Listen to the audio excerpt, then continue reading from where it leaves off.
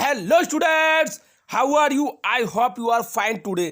तो देखिए आपका जो है जिन्होंने जो क्या नाम है यूपी से हाई स्कूल और इंटरमीडिएट की परीक्षा प्राप्त की है, उनके लिए डोमिसाइल जो है प्रदर्शित कर मतलब डोमिसाइल दिखाना जरूरी नहीं है। जिन्होंने हाई स्कूल इंटरमीडिएट दोनों किया है, और यदि हाई स्कूल इंटरमीडिएट किसी और राज्य से किया है और आप यूपी के हो, तो आपको जो है डोमिसाइल जो है दिखाना पड़ेगा। यानी आपको मूल निवास प्रपत्र जो है आपका, जब आप जो है नोडल अधिकारी के पास जाओगे तो आपको दिखाना पड़ेगा। ठीक है। दूसरा क्या है, अभी लोगों का सत्यापन हाई स्कूल तथा इंटरमीडिएट की मार्कशीट का आप तथा प्रमाण पत्र वगैरह है। उसके बाद आपको डोमिसाइल दिखाना पड़ेगा। अनुसूचित जाति के हो और आप अनुसूचित जनजाति के हो, अन्य पिछड़ा वर्ग के हो, तो इस तरीके के भी आपको जो सर्टिफिकेट वहां पे दिखाने पड़ेंगे। और उसके बाद दिव्यांग प्रमाण पत्र भी आपको जो भारत सरकार द्वारा निर्धारित केंद्रों व जारी आपका जो प्रारूप है वो भी आपको दिखाना पड़ेगा। जब आप जो नोडल सेंटर पे जाओगे तो मूल प्रमाण पत्रों की जो आपको सत्यापन कराना पड़ेगा। उसके बाद आपका और भी आपके जैसे दिव्यांग प्रमाण पत्र है, एनसीसी प्रमाण पत्र है, स्वतंत्रता संग्राम सेनानी है, भूतपूर्व सैनिक का है। तो ये सब जो प्रमाण पत्र जो है, अब इसकी जो है क्या नाम है जानकारी आपको वेबसाइट क्या टाइमिंग है नोडल सेंटर पर जाने के लिए, ये आपको जो है वेबसाइट में मिल जाएगी। स्वयं चयनित नोडल सेंटर पर मूल अभिलेखों सहित स्वयं व्यवस्थित होना होगा। उपस्थित हेतु तिथि एवं समय की जो आपका नाम है सूचना पृथक से एनआईसी की वेबसाइट जो आपका up.gov. आपका इन पे आपको दिखाई जाएगी। पंजीकरण शुल्क वही आपका जो फर्स्ट और सेकंड राउंड के लिए आपका जो 2,000 रुपये फीस है, और जो है आपका मॉपअप राउंड के लिए 1,000 रुपये। परंतु यदि आपने फर्स्ट राउंड में जो भाग नहीं लिया और दूसरे राउंड में रजिस्ट्रेशन कराया, तब भी आपको 2,000 रुपये जमा करने पड़ेंगे।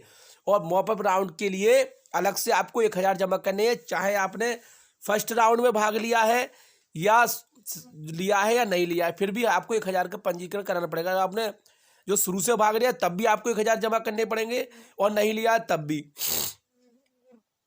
यदि किसी अभ्यर्थी द्वारा प्रथम चक्री काउंसिलिंग में पंजीकरण नहीं कराया गया तथा ये सेकंड राउंड में जाना चाहता है, तो आपको जो 2,000 रुपये जमा करने पड़ेंगे। उसके बाद सिक्योरिटी अमाउंट आपको पता ही है 30,000 रुपये गवर्नमेंट के लिए, और एमबीबीएस देखना चाहते हो प्राइवेट में साथ में तो आपके 2 लाख रुपये, और आप बीडीएस देखना चाहते हो प्राइवेट में साथ में तो 1 लाख रुपये। राज्य के निजी क्षेत्र के मेडिकल कॉलेज डेंटल कॉलेजों में आवंटन प्राप्त अभ्यर्थियों द्वारा प्रवेश लेने के लिए उपरांत उनकी जो धनराशि वापस कर दी जाएगी। जिन्हें तो आवंटन अगर आपको जैसे सीट मिल गई और आप एडमिशन ले रहे हो, तो आपकी जो आपकी जो सिक्योरिटी है वो सिक्योरिटी अमाउंट है वो जमा कर आपको जब्त कर ली जाएगी। मतलब अगर फर्स्ट राउंड में भी आपको सीट मिलेगी तो एडमिशन लेना आपको जरूरी है। यदि आपने फर्स्ट राउंड में भी एडमिशन नहीं लिया तो आपका सिक्योरिटी अमाउंट जो है जब्त कर लिया जाएगा।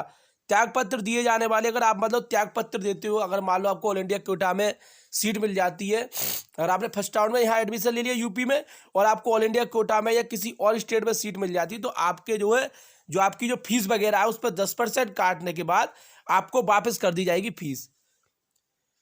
उसके बाद इसमें और भी कई नियम है, पर इसमें मैंने क्या आपको 2 दिन पहले बताना पड़ेगा। जो सेकंड राउंड की काउंसलिंग उससे 2 दिन पहले आपको त्याग पत्र देना पड़ेगा। नेक्स्ट क्या है, अब क्या है भी जो आपने जो क्या नाम है आपको जो एडमिशन ले गया और आपको कहीं और भी एडमिशन नहीं ले रहे, यानी ऑल इंडिया कोटा में या अन्य स्टेट में, उस केस में आपकी 50% जो है क्या नाम है जो फीस वगैरह है वो सब आपका 50% कटेगा। प्रवेश की द्वितीय चक्र की काउंसलिंग समाप्त होने के पश्चात अब दूसरी तो प्रथम व द्वितीय चक्र के प्रवेशित अभ्यर्थी अगर सीट छोड़ना चाहते हैं तो 50% उनका कटेगा। और यदि आपने मॉपअप राउंड भी हो गया आपका और आपने कोर्स से पहले सीट छोड़ दी, तो भैया आपका जो जितना आपको जो पैसा है वो सबका सब जब्त कर लिया जाएगा। और ओबीसी का जो प्रमाण पत्र है वो आपका 1/4/2021 या उसके बाद का होना चाहिए, इससे पहले का नहीं चलेगा। निर्देशों में यह अवगत कराया जाता है कि राजकीय मेडिकल डेंटल कॉलेज संस्थानों चिकित्सा विश्वविद्यालयों के स्नातक वाले छात्रों को 2 वर्ष की जो आपको 2 वर्ष जो क्या नाम है वहाँ पे करना पड़ेगा रूरल एरिया में, ना तो आपको जो 10 लाख का बॉन्ड भरा जाएगा। इसमें आपका एमबीबीएस वालों या बीडीएस वालों के लिए 10 लाख का बॉन्ड है, और ना तो 2 साल की जो आपको सेवा करनी पड़ेगी महानगरों के अतिरिक्त रूरल एरिया में। ठीक है, यदि आप ऐसा नहीं करते हो तो आपको जो 10 लाख रुपये जो है सरकार को देने पड़ेंगे, यानी 10 लाख का बॉन्ड है आपका जो क्या नाम है एमबीबीएस के लिए। उसके बाद आपका नेक्स्ट नियम क्या है, नेक्स्ट टीम है काउंसलिंग प्रक्रिया, मतलब वो ये कि अगर आपने फर्स्ट राउंड में एडमिशन नहीं लिया तो आपका जो सिक्योरिटी अमाउंट काट लिया जाएगा अगर आपको सीट। प्रथम चक्र से आवंटित अनावंटित प्रवेशित अभ्यर्थी, मतलब जो दूसरे राउंड में भी मतलब अगर आपको सीट मिल गई और अगर सीट ना भी मिलती तब भी आप सेकंड राउंड में जो है क्या नाम है पार्टिसिपेट कर सकते हो, सीट ले सकते हो। अब मान लो अब आपका जो सेकंड राउंड है, अब सेकंड राउंड में आपने जो है सेकंड राउंड में जो चॉइस फिलिंग कर दी और आपने जिस कॉलेज में आप हो वही सीट आपको दोबारा से मिल जाती है, तो आपको पूरे नियम फॉलो करने पड़ेंगे एडमिशन के, नहीं तो जो है आपका जो अहिर्ता है वो समाप्त कर दी जाएगी काउंसलिंग प्रोसेस में ही। इसके बाद आगे का नियम क्या है ना, आपका है मॉपअप राउंड। मॉपअप राउंड मैंने पहले बता दिया कि आपको जो है चाहे आपने फर्स्ट सेकंड राउंड में हिस्सा लिया है या ना लिया है, आपको मॉपअप राउंड प्रवेश करना चाह रहे हो तो 1000 रुपये जो जमा करने पड़ेंगे। मॉपअप राउंड जो प्रवेश हेतु अभ्यर्थी है जिन्हें नीट यूजी 2000 के प्रथम द्वितीय काउंसलिंग के द्वारा कोई भी आवंटन नहीं हुआ, अगर आपको सीटें मिली है तभी आप मॉपअप राउंड में जा सकते हो या सीधे भी जा सकते हो।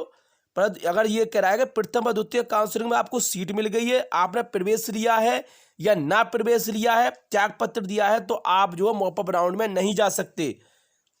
निजी क्षेत्र के मेडिकल, डेंटल कॉलेज, विश्वविद्यालय में आवंटित अभ्यर्थी को प्रवेश के समय ही मतलब जो आपका जो शिक्षण शुल्क है वो आपको जमा करना पड़ेगा director general medical education training के नाम से। यदि आप मॉपअप राउंड के संपन्न होने के पश्चात निजी क्षेत्र से मेडिकल कॉलेज में आपका एडमिशन, तो वहाँ भी आपको जो फीस वगैरह जमा करनी पड़ेगी ये है, और समस्त जो डॉक्यूमेंट दिखाने पड़ेंगे। ये आवंटन हेतु कोई पुनरावंटन अनुमान्य नहीं है, मतलब आपको जो दोबारा से कोई पुनरावंटन नहीं मिलेगा। नेक्स्ट क्या है आपका मॉपअप राउंड हेतु निम्नलिखित अभ्यर्थी अहर नहीं होंगे, मतलब आपका जो नीट यूजी में आपने जो प्रवेश प्रथम द्वितीय काउंसलिंग के माध्यम से एमबीबीएस बीडीएस में आवंटन आपको प्रवेश मिल गया, आवंटन के पश्चात प्रवेश ना लिया है आपने या त्याग पत्र दिया है, तो आपको जो है इसमें क्या नाम है प्रवेश नहीं है। अगर ऑल इंडिया कोटा मिल गया तब भी